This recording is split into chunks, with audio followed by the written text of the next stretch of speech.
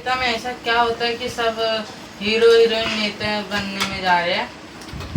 नेता अभी लोग नेता बनने के लिए देखो कैसे पब्लिक के पीछे आगे आगे भाग रहे हैं ना, पीछे पीछे हाँ। हाथ जोड़ रहे हैं। फिर नेता बन जाएंगे तो पब्लिक जाएगी हाथ जोड़ेगी पीछे पीछे जाके कि नेताजी मेरा ये काम कर दो, नेताजी मेरा वो काम कर दो। और फिर जाओ जाओ अभी टाइम नहीं है, बाद में आना। कौन है तो उसमें क्या हुआ?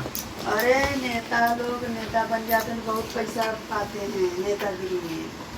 वो लोग पहले नेता बनते तो अपना बनाते हैं, पब्लिक का नहीं। पब्लिक छुट्टियाँ जो ऐसे लोगों को नेता बना देती है। पहले सबके आगे जाएंगे, हाथ फहराएंगे, फिर पब्लिक उनके आगे हाथ फहराएंगे। हाँ, तो यही होता है नेता में, राजनीति में यही होता है। नेता बनने के लिए जिसके दरवाजे कभी नहीं गए रहेंगे वहाँ भी जाएंगे, हाथ जोड़ेंगे। और फिर उसके बाद जब नेता बन जाएंगे तो उसी इंसान को अपने दरवाजे बैठने नहीं देंगे।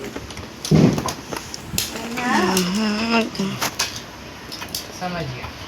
हाँ चलो।